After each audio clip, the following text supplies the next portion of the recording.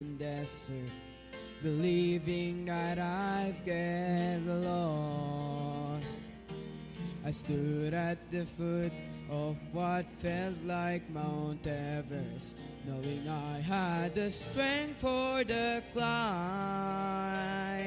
'Cause through every trial, each test and temptation, one thing is sure every time. Over and over, again and again, God is faithful. Over and over, again and again, through it all, He's made me able to stand and survive, to come through alive when it sure looked like I couldn't win. But Jesus is with me, so I'll claim the victory over and over again.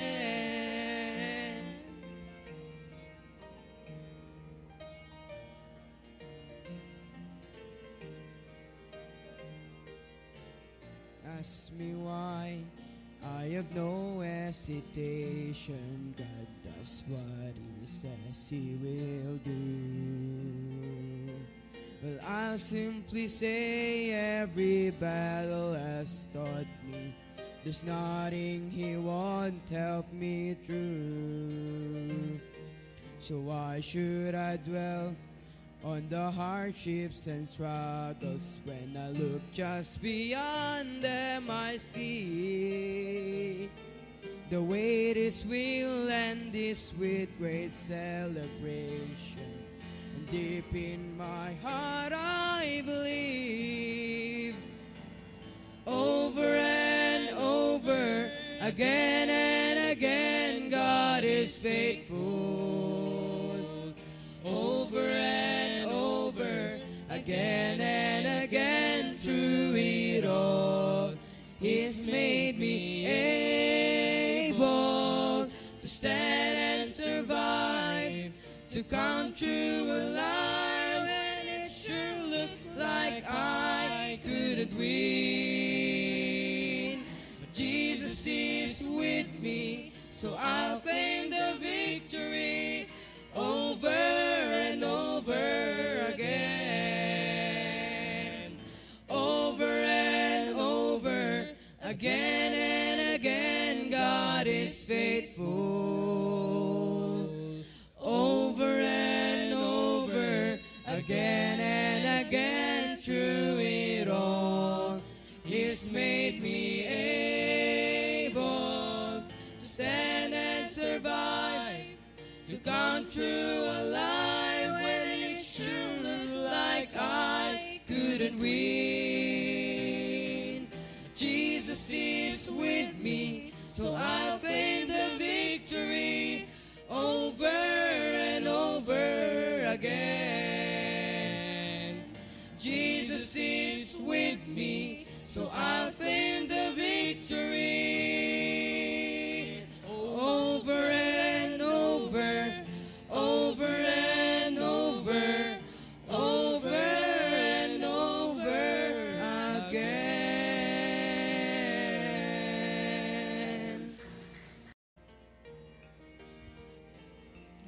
Yes.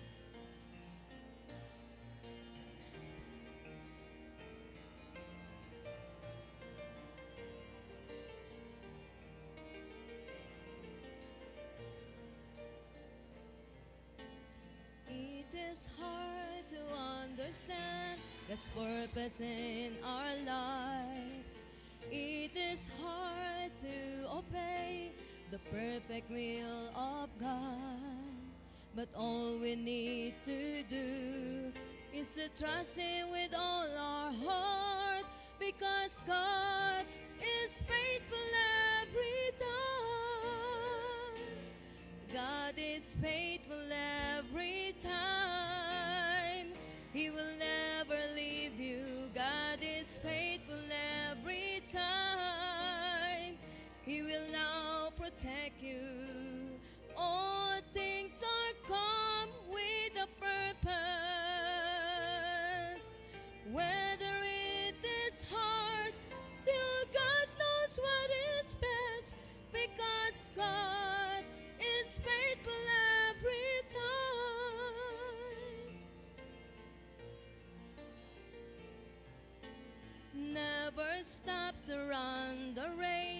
that God has set before us. Do your best to reach your goal, and God will take the rest. Lay aside your burden at His feet, because God is faithful every time.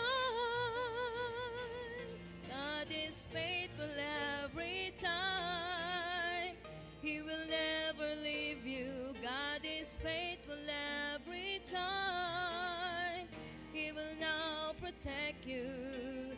All things are come with a purpose. Whether it is hard, still God knows what is best, because God is faithful every time. Whether it is hard, still God knows what is best, because God is faithful every time. God is faithful every time.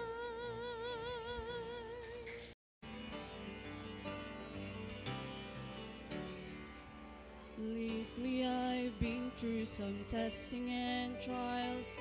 Felt like a detour that went on for miles. But standing here now looking back, I can say, Lord, I'm thankful.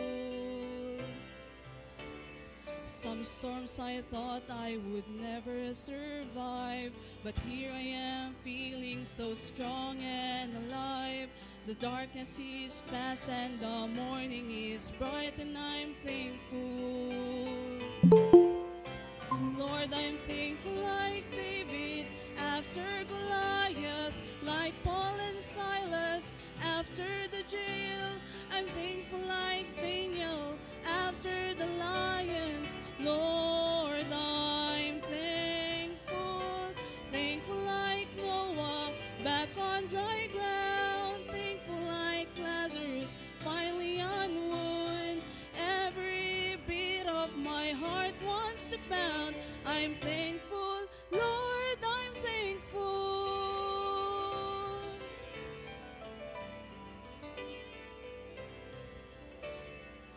I battled giants of failure and fear, shadows of doubt where my hope was unclear. But all along, Lord, you were hovering near, and I'm thankful. All the sins of my past were a thundering roar that echoed the guilt that I could not ignore. But it's nailed to a cross, and I hear it no more, and I'm thankful. Lord, I'm thankful like David after Goliath, like Paul and Silas after the jail. I'm thankful like Daniel after the lions. Lord, I'm thankful. Thankful like Noah back on dry ground. Thankful like Lazarus finally on wood. Every beat of my heart wants to pound. I'm thankful, Lord, I'm thankful. Thankful like Noah back on dry ground. Thankful like Lazarus finally on wood. Every beat of my heart wants to pound. I'm thankful, Lord, I'm thankful. I'm thankful, Lord, I'm thankful.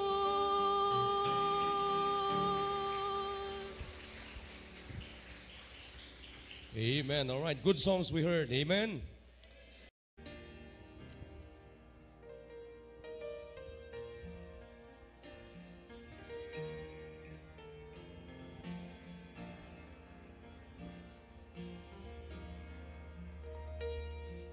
When the hurt goes deeper than the deepest place your heart has ever known. When you're standing in your darkest trial and it seems you're standing all alone. When the tears fall down like bitter rain and you're wondering if the sun will shine again. In the midst of disappointment, look around, you'll find a faithful friend.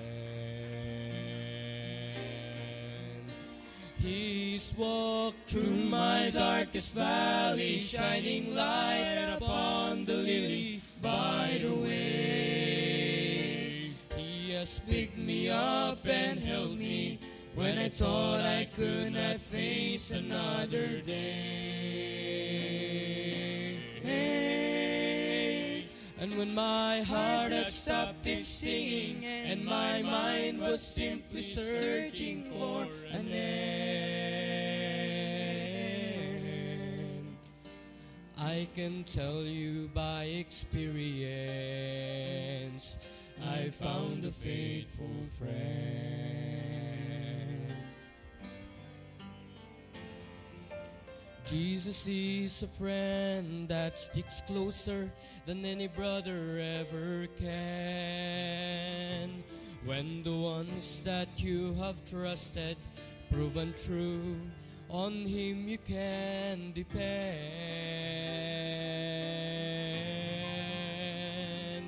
He will never fail or let you down, and His love will help the broken heart to mend. So pick up the broken pieces and turn around, you'll find a faithful friend. He's walked through my darkest valley, shining light upon the lily by the way. He has picked me up and held me when I thought I could not face another day. And when my heart had stopped its singing and my mind was simply searching for an end, I can tell you by experience, I found a faithful friend. He's walked through my darkest valley, shining light upon the lily by the way. He has picked me up and held me when I thought I could not face another day. And when my heart had stopped its singing and my mind was simply searching for an end, I can tell you by experience, I found a faithful friend. Oh, I can tell you by experience, I found a faithful friend.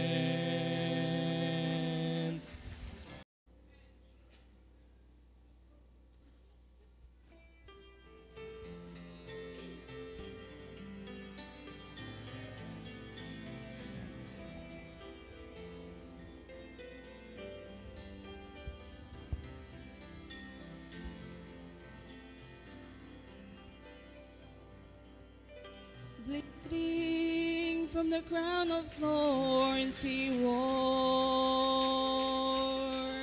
His heart was so heavy from the cross He bore. Wounded and weary, He gave His life and so much more. It was love that took Him to the cross.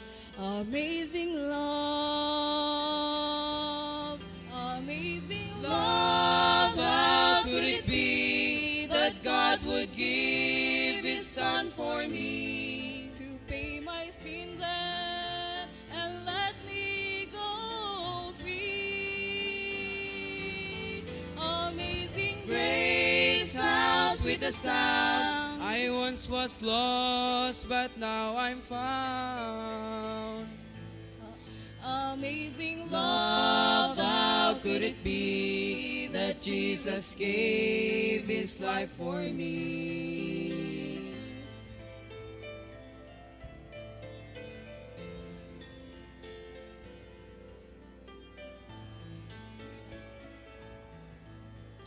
so undeserving of His love. But oh, I am thankful of His precious blood.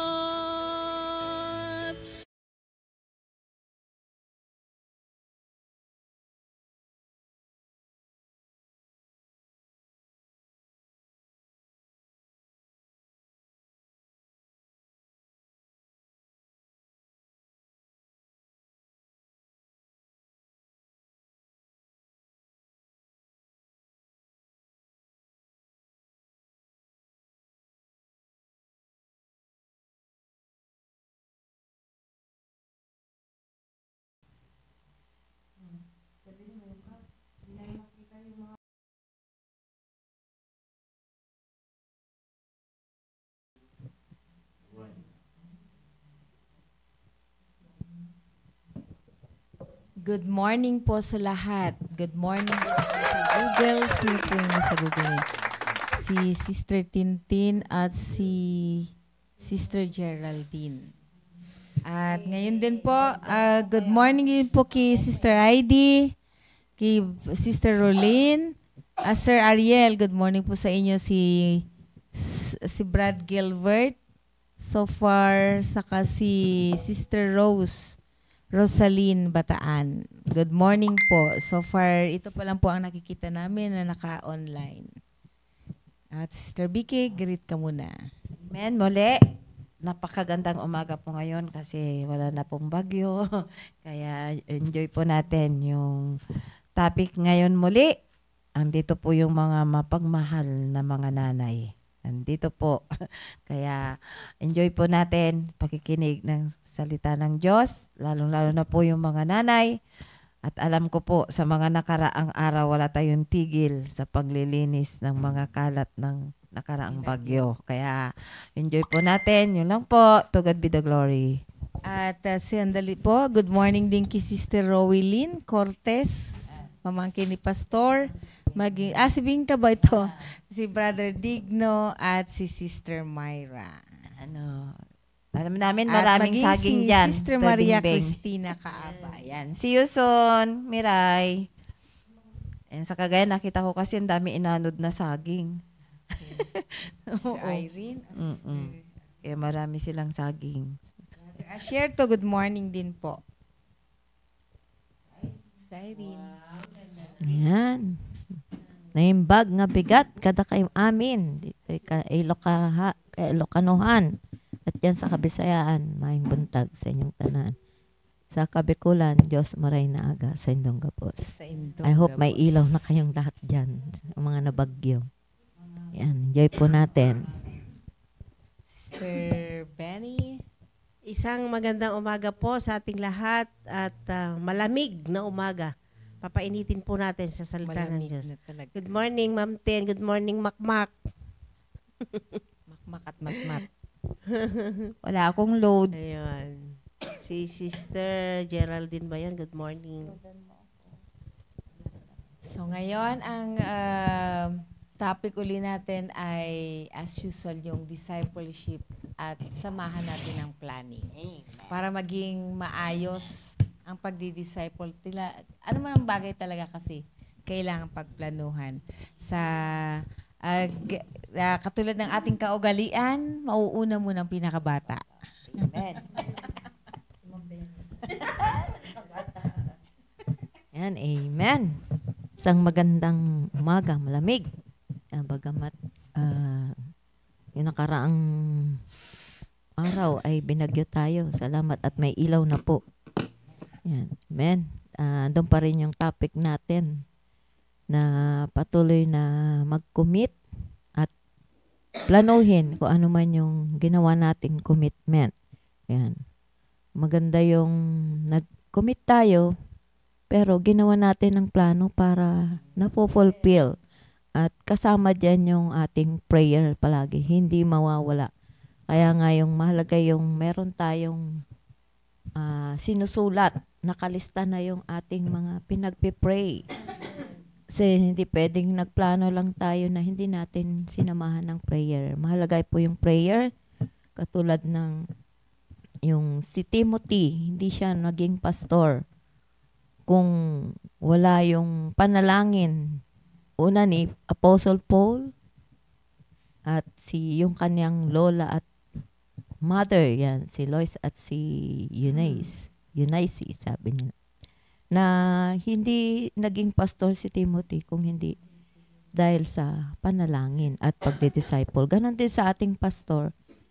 Siya yung pastor natin, siya yung palaging nagpipreach, nagpapaalala, nagbibigay ng instruction. Tayo namang nakikinig, yan, especially tayo mga mothers, kasi tayo yung dinadala natin yung mga anak natin, ay malaking bagay at tulong sa atin yung mensahe ng ating pastor. Kaya tayo bilang isang nanay, sa ating mga anak, tayo yung nagpa-follow up sa kanila pag na sila ay nasa bahay na. Yan, na dapat nakikita ng ating mga anak kung paano tayo ka-faithful. Kasi kahit pinupush natin sila, sabi natin na punta ka simbahan kasi ako may ginagawa. Yan. Hindi naman tayo nakikita sa simbahan paano mamomold o matuturuan yung ating mga anak na yung plano natin ay mafulfill. Kung tayo mismo na nakikitang magulang ay wala sa church. Yan. Kasi tayo rin yung nagiging example nila na pag nakita nilang tayo ay may katulad ng pananampalataya nila, Lois at ni Eunice, yung unfeigned faith na sincere, talagang totoo sila sa pananampalataya na kahit hindi sila nagsasalita, tayo, nakikita tayo ng ating mga anak kung tayo ay nandyan sa church, active tayo sa lahat ng mga activities, tayo ay merong ministry, yan, nakikita nila tayo na nandyan sa choir. Maring natutuwa tayo pag nakikita natin ating mga anak nasa choir. Pero tayo, how about us, tayong mga mothers, tayong magulang na nakaupo lang tayo, hindi tayo nakikita ng ating mga anak. Paano sila ma-encourage? Kasi mahalaga yung may nakikita silang sinusundan, example, na bagamat pasaway nga yung mga anak natin. Pero pag nakita nila yung ating pananampalataya, yung unfeigned faith, na sincere talaga tayo, na lagi tayong nasa church, meron tayong involvement sa mga ministries, ay bakit hindi sila ma-encourage na mag-join sa mga ministry din? Kaya kung gusto natin maging sila, ay sama natin ng prayer at yung gawa, na hindi lang tayo tagapakinig, sabi ni James, kundi tayo rin ay tagagawa. Not hearers only, but a doer, sabi sa James. Kaya nga, ang laging paalala ng ating pastor, let's mag-produce tayo ng another Timothy. Bagamat hindi man lalaki yung ating mga anak o apo, ay kahit babae yan, pwede siyang maging Sunday school teachers. Yan. Yung mga anak nating babae. Kaya tulong-tulong tayo mula sa ating pastor hanggang sa ating mga magulang. Tayo yung magpo-push, tayo yung magpa-follow up sa kanila. Katulad sa pagtatanim, 'di ba? Nagko-cultivate tayo, nagdidilig. Pero ang talagang nagpapayabong niyan ay ang Panginoon. Kaya tulong-tulong tayo sa pagde-disciple ng ating mga anak, ng ating mga disciples sa labas. Kasi andyan yung lagi nating silang pinagpe-pray. Kaya nga mahalaga yung plan, mayroon tayong listahan, isa-isa pinagpe-pray natin. Ano bang gusto natin sa kanilang maging?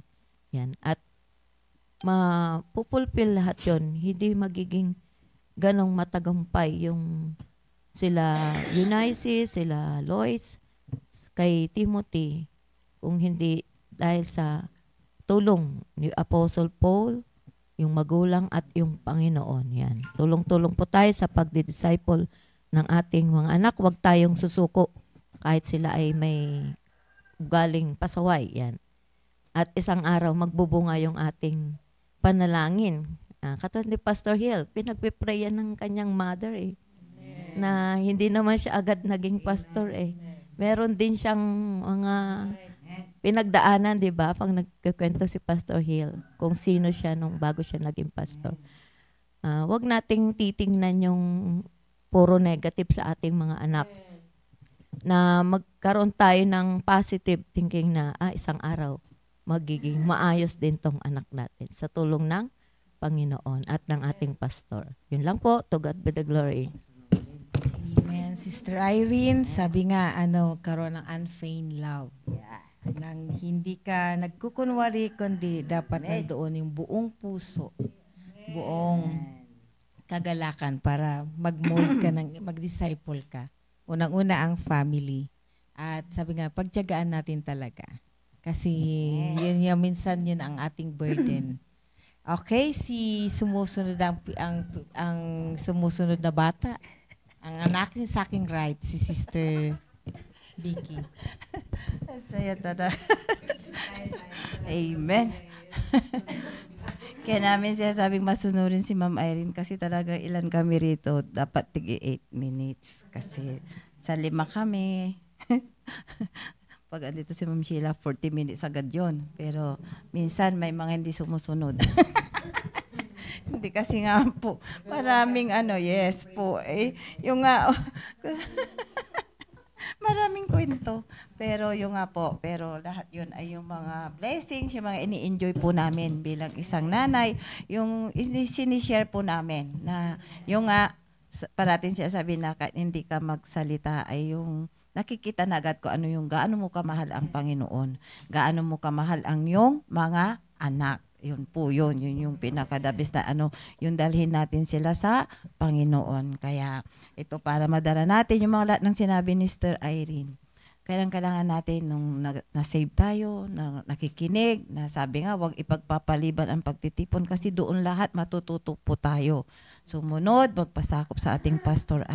Hindi niya mai-enjoy yun Yung sabi nga niya na kahit pasawa yung anak niya, alam ko rin kung paano niya inaano si Joanna. Pag nasa likod kami, ganun siya.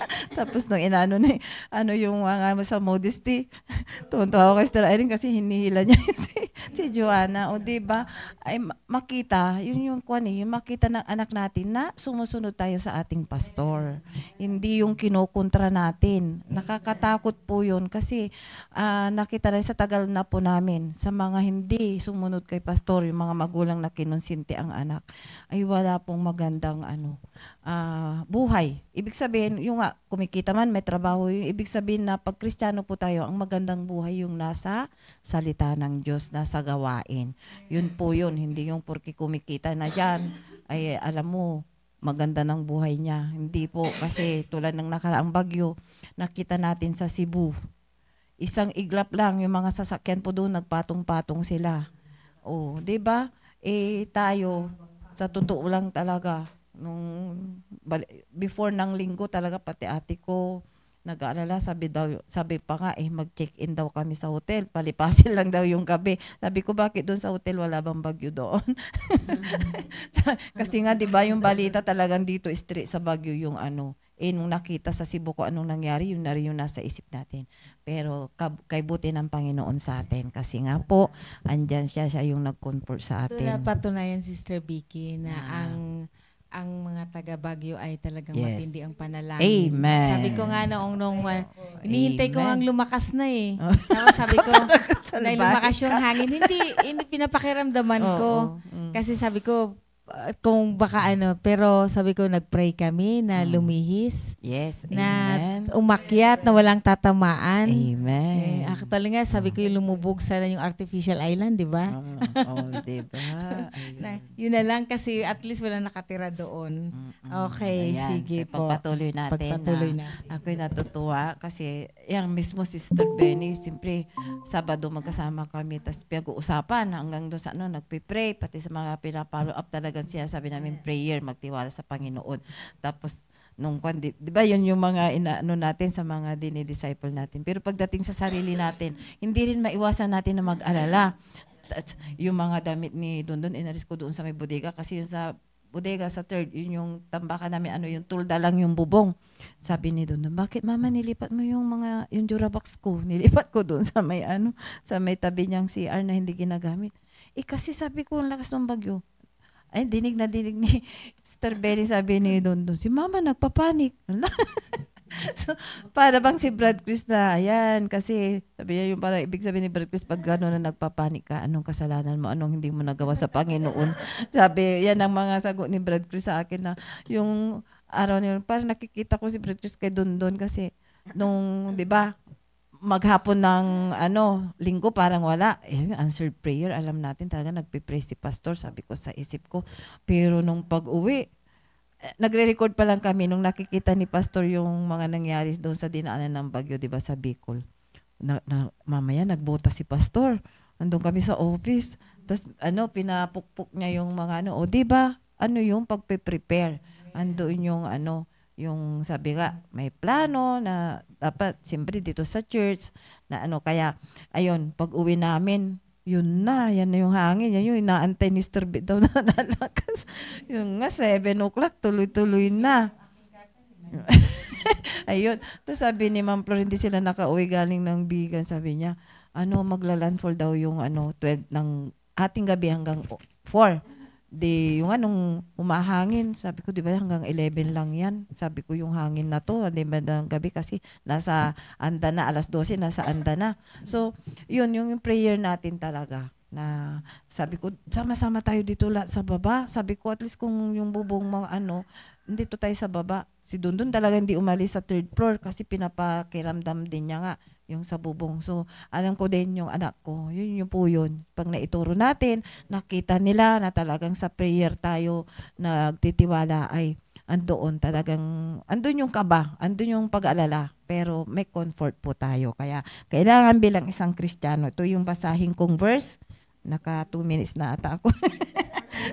Tingnan natin, yung bilang isang Kristiyano, yung nga po, may Christian conduct tayo para hindi po tayo magiging tayo. Yung sabi nga parati ni pastor, dapat blessing tayo na andyan ka na tapos ikaw pa yung natatakot, di ba?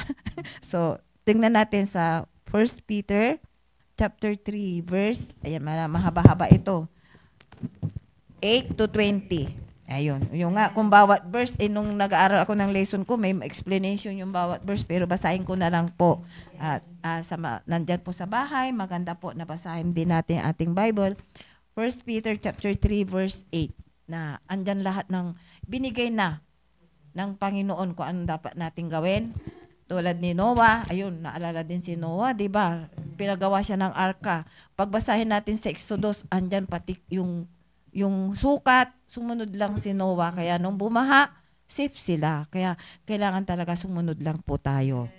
Tingnan po natin. At marami akong verse dito pero next Friday may lesson na ulit ako.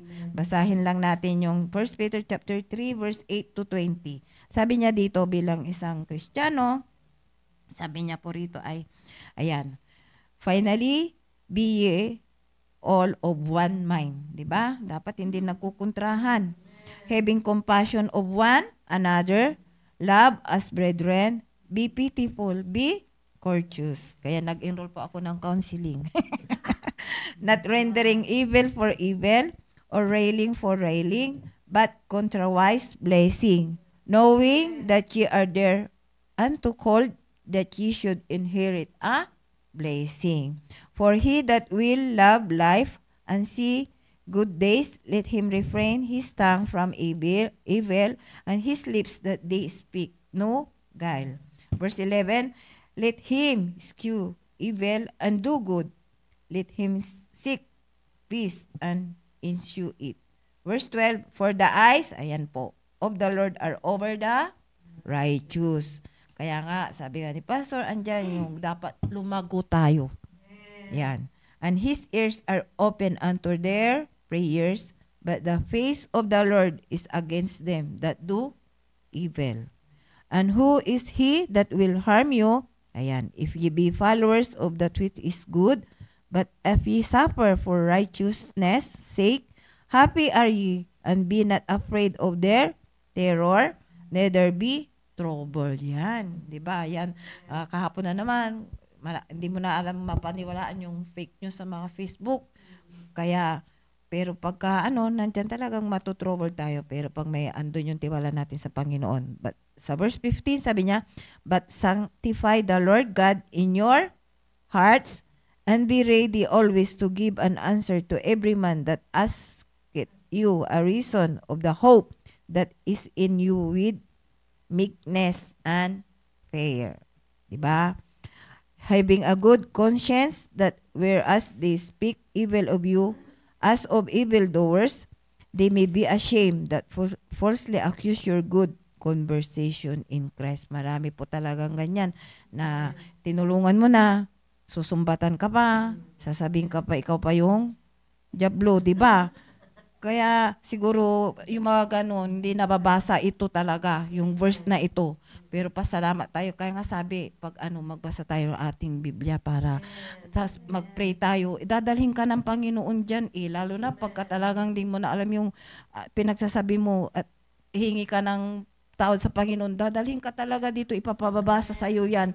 At andyan yung pastor natin, paulit-ulit. Kami nga, 26 years na kami, pero kahapon lang, kinikwento ko si Sir Benny. Alam mo, Sir Benny, habang nagwawalis ako sa kalsada, naririnig ko, nasa tainga ko yung sinasabi ni pastor pag tinuturoan niya yung nagwawalis sa court.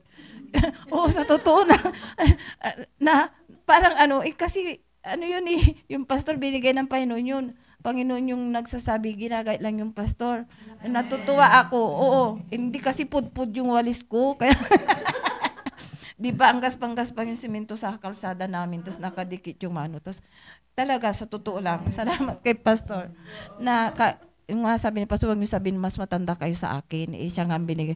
Sabi ko kay Sir Benny, pauwi kami galing Bible study, sabi ko, bukas na naman ng umaga, magwawais, buti talaga, andun si Jan. Sabi ko, yung walis niya, yung mahaba, may hawakan, kasi pudpud na, tapos nakadikit, pero habang nagwawalis ako, talagang naririnig ko yung kuwan ni pastor na pag tinuturo yung mga bata na pag magwalis dapat lahat idaspanin, walang matitira. O diba? So pag sumunod tayo sa Panginoon, ikaw din matutuwa siyempre doon ang daanan sa amin, sabihin, tingnan mo to ba, Kristiyano mo, dumi-dumi ng bahay niya, di ba? Yung mga dumadaan sa harapan namin, kaya napakasarap po na nandyan, na pag hindi natin kontrahin yung sinasabi ng ating pastor. Oo nga. Kaya sabi ko, Sir Bet, lumipat na siya doon So, asan na ako yun? Ayun, sa verse 17, sabi niya, "For it is better if the will of God be so, that ye suffer for well doing than for evil doing." Di ba? Masakit yun, ginagawa mo sa Panginoon, sabihin ka pa, ikaw ay yung diablo, masakit yun. Kaya sabi niya dito, huwag kang sumagot, huwag mo rin sagutin ng evil din. So, andun, dapat in good conversation.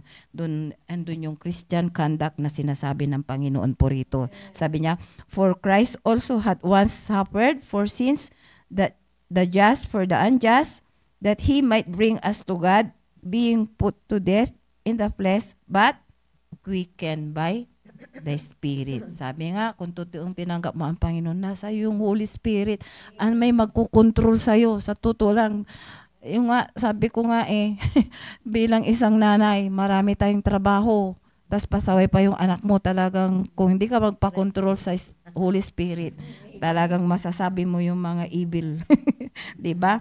"By which also he went and preached unto the spirits in prison." And verse 20, "Which sometime were disobedient, when once the long suffering of God waited in the days of Noah, while the ark was preparing, where a few, that is 8 souls, were saved by water." Kaya nga, sabi ko nga, mula dun sa Old Testament up to New Testament, andyan yung pananampalataya natin, andyan yung papasakop natin sa salita ng Diyos, at nakita natin kung ano nangyari kila Noah, sumunod lang po siya. Pagbasahin niyo po yung Exodus, pati yung sukat, may isinabi ang Panginoon dyan. Diba? Kaya tingnan mo, kaya na anong kantyaw nila kay Noah, sumunod lang si Noah. Kaya tayo po, pag sinabing salita ng Diyos, na pag may nagsabi na hindi magandang salita sa'yo, huwag kang gaganti, kasi mag-obey tayo sa Panginoon. So, yun lang po. To God be the glory. Next Friday po ulit. Marami. Thank you po. Nag-exist siya 13 minutes. Okay. Kasi nag-start siya kanina 5:13. 5:26 na ngayon. So 13 minutes siya. Okay. Sabi nga ni Sister Vicky, nandoon yung pagsunod. Hindi naman talaga mahirap magsunod. Natatanda ako nung sa country club ako, nahihirapan yung iba nahihirapan yung boss ko. Napasunurin yung mga kasi datihan na sila. Siyempre yung controller galing sa John Hay, pumunta sa country club. Medyo nahirapan yung pasunod kasi may sungay na yung mga dating empleyado. Ngayon daw na-recall ko lang kasi sabi ko, bakit kasi bigla ko nabanggit, hindi naman masamang sumunod. Tama yan, si Beth. Hindi naman hindi naman sumunod ka na lang, di ba? Hindi ka mapapahamak doon. Lalo na kung ang Panginoon ang iyong susundin. Bago ako mag-skip ako, kahit ako sunod na bata, yung sunod muna na bata sa akin.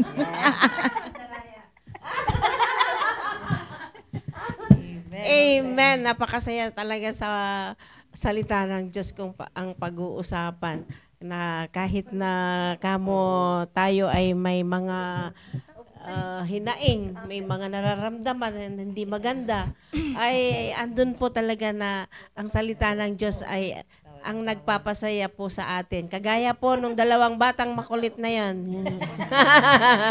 Walang problema. Yan po. Na sabi nga po nung ating mas bata, ay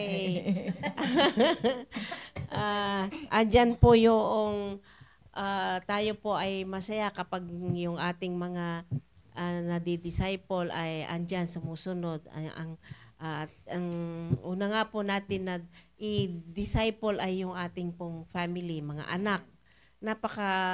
Napakaganda talaga na ang mga anak, kapag ang mga anak mo ay, andun yung kakulitan talaga ng mga anak kasi andyan nga yung matitigas ang ulo. Pero tayo po bilang isang nanay ay pagtiyagaan po natin ang ating pong mga anak. Ganon din po sa mga dinidisciple po natin sa labas ay pagtiyagaan natin kasi nga yun nga po yung wala pa po silang salita ng Diyos na naririnig at naiipangaral. At yun nga po, sabi nga po dito sa John 13:34, basahin po natin. A new commandment I give unto you, that ye love one another as I have loved you, that ye also love one another. Na tayo nga po mula noong tayo po ay tumanggap sa Panginoon, ay nagkaroon tayo ng plano o yung pagmamahal po natin. Plano na ibahagi sa iba ang kaligtasan na ating natanggap, na kung tutuusin nga ay tayo nga bilang isang tumanggap sa Panginoon ay, di ba, tayo din, mahirap din tayong kung tutuusin nga, yung iba, ang hirap nilang tumanggap. Pero ganun din naman din tayo nung una, di ba, na ang kaligtasan ng ating natanggap na kung tutuusin nga ay yun yung ang Panginoong Hesukristo nga ang nagsabi at gumawa na sabi niya na ay ang bagong kautusan ay ibinigay ko na sa inyo na mahalin mo ang iba na kagaya ng pagmamahal ko sa iyo. Na yun ba yung paghawakan po natin na yung pagmamahal ng ating Panginoong Hesukristo na inako niya lahat yung ating mga kasalanan. Bakit hindi natin ibahagi sa iba na 'di ba ang tinutukoy po dito na love ay yung ito yung susi ng disciple. Yun po. Na tayo nga bilang isang tumanggap sa Panginoon ay hindi tayo basta-basta na, 'di ba, noong hindi pa natin alam ang Biblia, hindi natin maintindihan. Hindi natin maintindihan yung Biblia na basahin. Pero kung may Holy Spirit talaga na nananahan na sa'yo, ay andon ituturo niya sa'yo yung mga dapat na basahin. At kung ano yung pagmamahal ng Panginoon na ibinahagi nga sa atin ay yun yung dapat nating na ibahagi at ipaunawa yung pagmamahal ng Panginoong Hesukristo na tinanggap po natin. At ibahagi din natin ito sa ating mga pamilya at ating pong mga dinidisciple. Tayo nga bilang isang mangangaral ng salita ng Diyos, ay andun pa rin din ba yung ating katigasan ng ulo na hindi natin din kuminsan nasusunod, lalo na nga tayo na may mga anak na matitigas ang ulo. Talagang iinit ang ulo natin. Kasi iinit ang ulo natin at kung ano-ano nga ang masasabi natin sa mga anak natin na matitigas ang ulo. Pero yun ay pagtiyagaan talaga natin kasi diba sabi nga ni Pastor na kung ang bata ay ipapakita mo sa kanila yung galit ng galit at sasaktan-saktan natin, ay matatanim sa kapuso ng bata yung bakit ganito na lang, ganon. Andun, magre-rebelde ang isip at puso ng bata kapag ganon ang makikita sa atin na mga magulang na bawat kibot ay pag hindi na sumunod, bawat kibot ay hampas dito, hampas doon ng kung ano-ano, ay nung makikita ng bata doon, titigas nga talaga ang ulo. Kasi nga, kagaya nung kabataan po namin, talagang isang palo lang ng ating mga magulang noon pag tayo ay nagkasala. At andun na, tatandaan na natin yung palo na yun eh. Hindi na natin uulitin kung ano man yung kasalanan na ginawa natin. Kaya, yun ay, minsan nga ako din, nung bata pa ako noon, minsan lang ako napalo ni tatang ko noon. Pinadapa ako, talaga. Pero ang sabi ng mga kapatid ko, ako daw kasi yung paborito dahil hindi ako napapalo ni tatang. Kasi nga sakitin ako noon. Andun lang ako nakahiga sa isang sulok. Pero sakitin ako talaga, ang liit-liit ko talagang bata noon. Sabi naiinggit sila sa akin kasi ako lang, oo.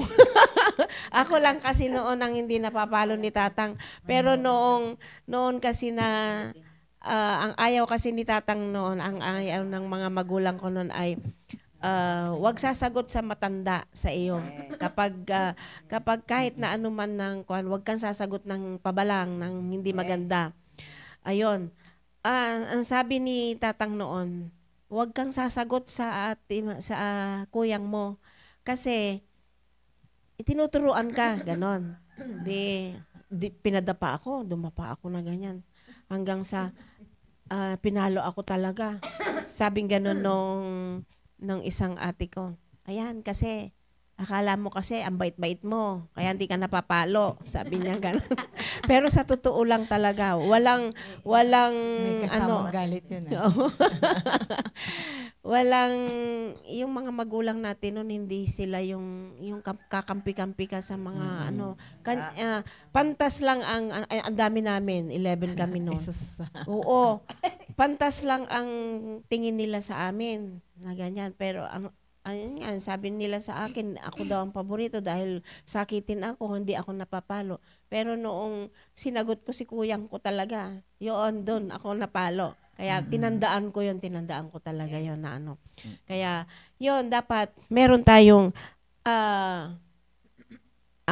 yung ating pagtanggap na yun sa ating Panginoon ay lumakad tayo na kasama ang Panginoong Hesukristo at gumawa tayo kasama din siya.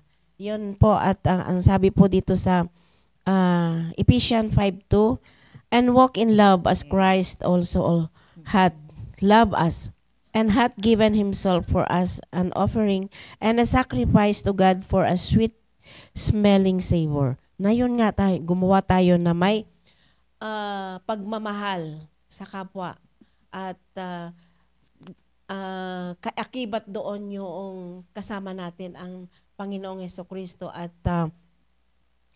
lumakad sa Kanya na kasama din ang Panginoong Hesukristo. Yun lang po. To God be the glory. Amen, Sister Benny. Nakalimutan ko tuloy sasabihin ko. Reflection ko doon, King. Agad-agad na.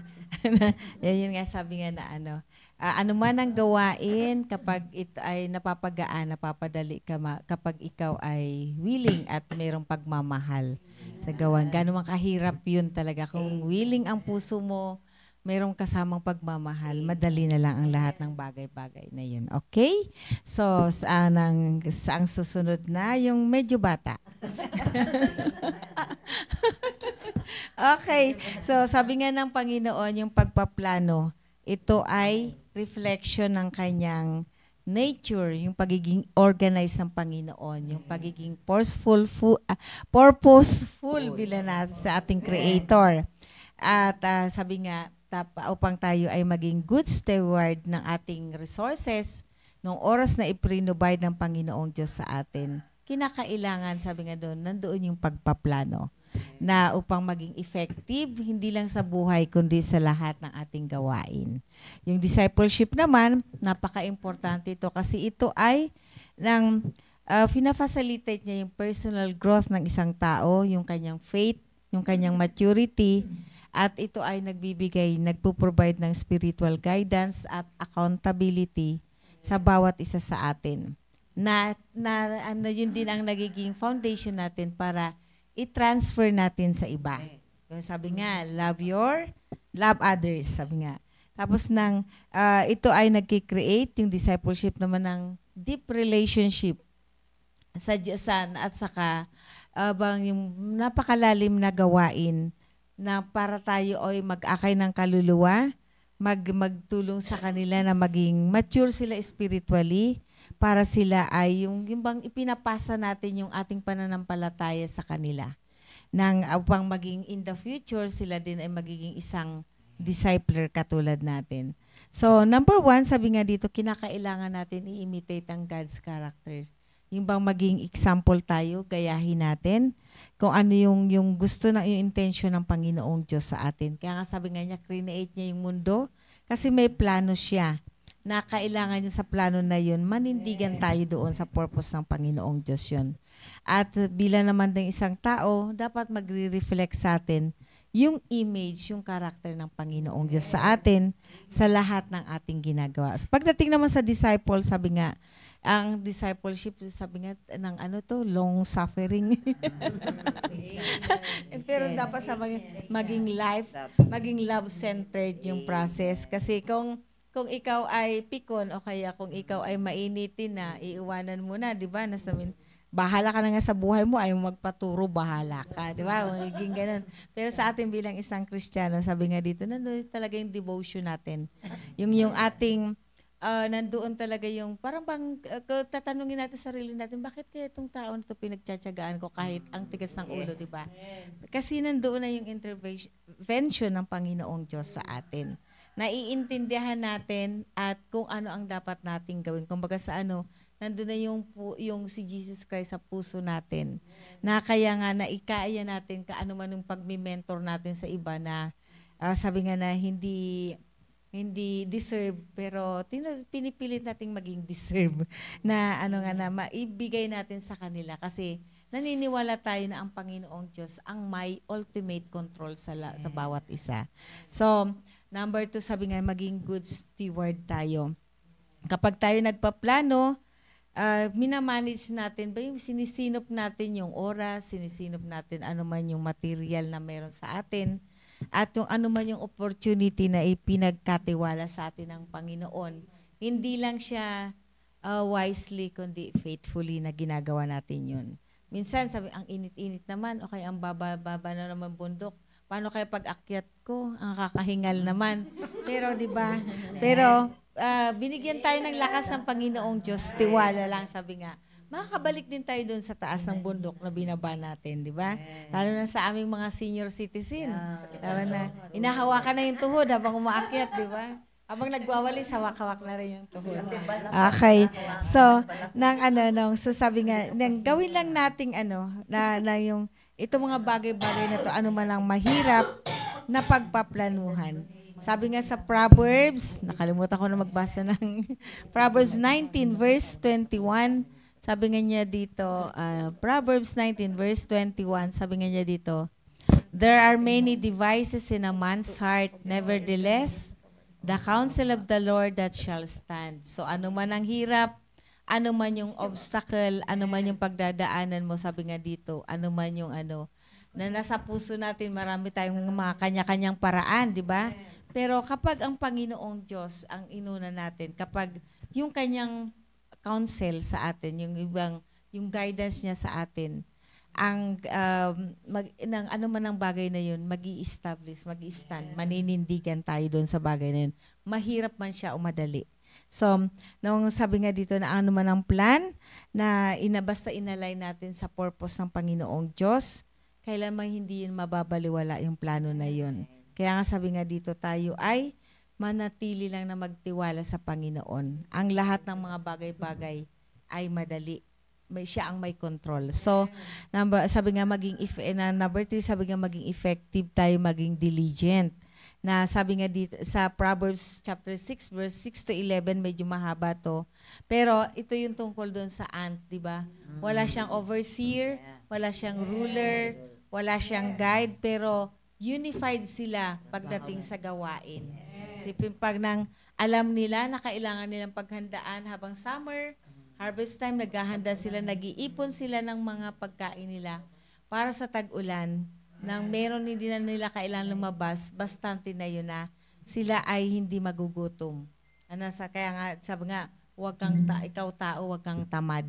Kaya yung bang ng ants, na yung langgam, yung kanilang talaga makikita mo na ang liliit nila pero linya-linya sila, di ba? Parang ang hirap ng inisprayan mo na, nandun pa rin Lalo na nga tag-ulan, so mga singit-singit. Walis ako ng walis kasi yung kinain siguro nilang mga lupa-lupa na. Minawalis ko yun. Ang dami-dami naman ito, sabi ko, siguro yung bahay namin ay puno na ng langgam. Kagaya nga sa mga singit. Si Ma'am Flor kanina, magkakape. Nanay, sabi niya gano'n.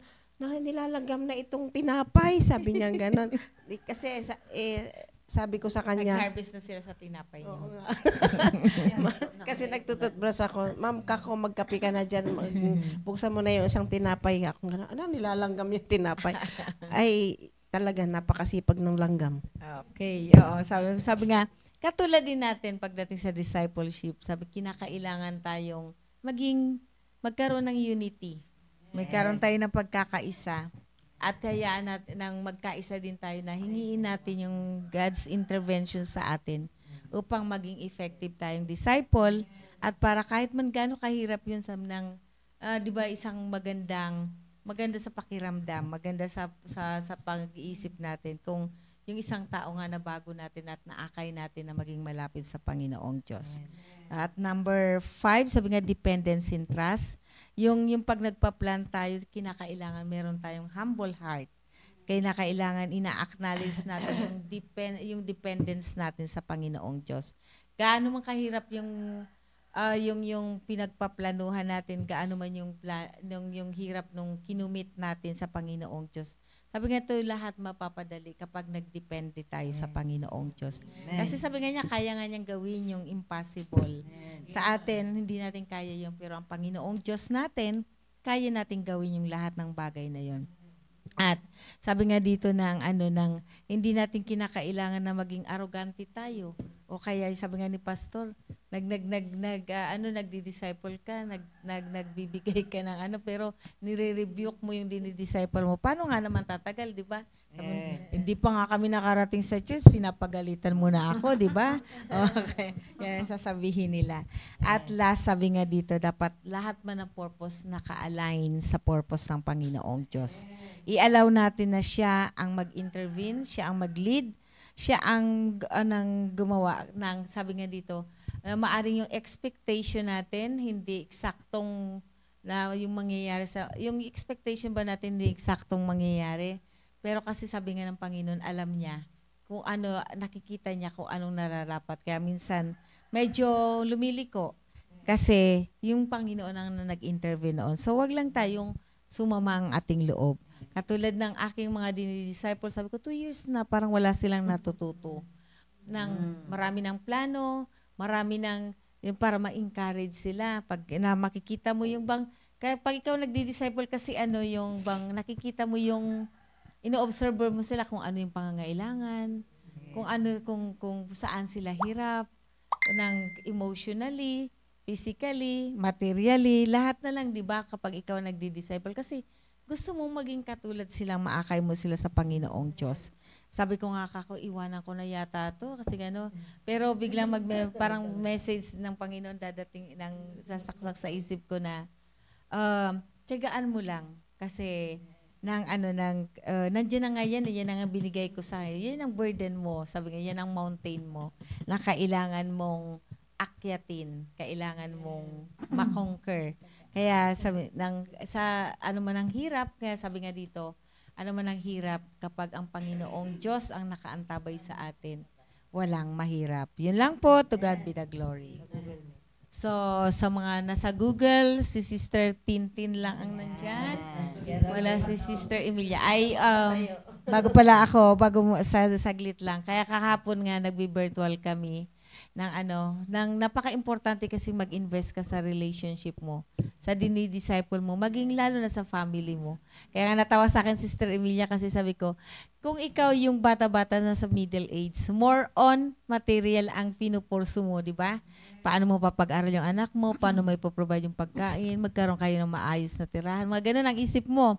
Ngayon sabi ko, ako ngayon na senior na ako, iba ng isip ko pala, yung ganun pala pag tumanda ka na, iba na yung, gusto mo na yung maayos, mag-i-invest ka na talaga sa relationship, sa spiritual. Kasi sabi ko minsan nga naiisip ko kapag namatay ako, marami kayang pupunta sa burol ko? Tumawa si Sister Emilia, sabi niya, bakit naman ganun? Kasi sabi ko, di ba, sabi nga naman napakinggan akong preaching, sabi na kapag ikaw ay maayos na tao, makikita sa burol mo, marami. Kaya doon natin makikita, sabi ko, titingnan ko nga pag nakaburol na ako, kung marami pupunta. Tawang-tawa si Sister Emilia. So, yun lang po, to God be the glory. Mag-alala, pupunta ako. Ibig sabihin mo, una siya. Hindi natin alam ang buhay. Hindi, totoo po yun. Yung masasabihin yun sa burol. Kaya yung doon nakita ni Pastor Hill na yung si Lenlen. Ako rin yun yung pasasalamat ko sa Panginoon na sabi yung ibang kamag-anak ko na hindi naman kami doon nakatira sa San Carlos. Pero bakit ang daming tao? Diba? Kaya ang nakita doon yung salita ng Diyos tapos yung mga kapatiran na pumunta doon. Kaya nandun yung blessing. Na pag sumunod tayo, andun yung blessing. Kaya nagkaroon po ng church po doon sa San Carlos. Yung nakita ni Pastor Hill, sabi niya, ang dami niyo palang kamag-anak kasi talagang hanggang kalsada yung tao. Sabi niya, magkaroon tayo ng gawain dito. Ayun. So nagkaroon po ng gawain doon. Kaya pag ako rin yung lalamayan, mas 10 beses dami ng tao. Hanggang doon sa Kias yung pila papunta rito. Okay. So, yan si Ma'am Tintin. Okay, sige, Sister Tintin. Inagawan ka na ng oras na naman ng iyong nanay. Okay lang po. Good morning po sa inyo po and sa lahat po. Muli po nagpapasalamat po muli sa devotion. Tunay nga po talaga na habang nakikinig po ko, kung sa discipleship lang po, talagang kung ano pong ginagawa ng mga nanay sa mga anak dun, yun talaga magagawa rin po sa discipleship di po ba? Lahat nandun na po yung lalo na po ngayon sa patience, sa temperance kasi ngayon po ay talagang sa pa lang yung pagtuturo pa lang po kay Makmak na hindi humingi sa na hindi na po nagda-diaper grabe po ang patience namin ni Mama sobra. Nasabi ko lang po kasi kung ano po yung ginagawa natin sa mga anak po natin kung ganun din po sa disciple ay talagang andun po yung kasiyahan na makapag-disciple po. Kaya yun po, maraming po salamat dahil muli po meron naman po mga dahilan para makapag-disciple at maging lalo pong committed sa pamilya po. Thank you po. Okay, tama yun, Sister Tintin. Masipag dadayaper, pinagpaplanuhan. Amen. Kasi ako nung si Paulo nasushoot ako kung hindi dumi, yung ihi kasi yung lalaki, di ba? Kaya ang ginagawa ko, wise ako, sabi ko, ilalang mo na sa ilalim yung bagong diaper, tapos tatabunan ko muna yung kanyang para hindi ako ma-shoot. Kasi lagi ako nasushoota ng dumi, saka yung, ay sabi ko, ginaganon ko na, tinatakpan ko muna. Pinagpaplanuhan talaga lahat ng bagay. Si Sister Jamaica?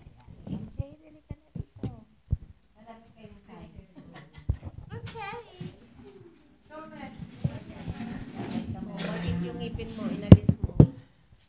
Hindi ko alam kung nasa tinapon niya. Nainom niya pa ni Kelvin. Ay, good morning po sa ating lahat. Ayan, maraming salamat po sa mga napakinggan po natin about sa mga reminders po sa salita ng Diyos. At tunay nga po na napakahalaga ng Word of God po. Kasi yan po yung pattern natin sa pagpaplano po natin para sa pagdi-disciple po natin sa mga anak natin, sa mga disciple po natin. So, yun po yung pattern po na sinusundan po natin. At susundan pa po natin. At yun lang po. To God be the glory. Amen. Maraming salamat po sa mga napakinggan namin at totoo nga na itong mga host natin talagang kung sa pagmamahal lang ng nanay ay certified yung sila talaga yung pwede nating makitang halimbawa na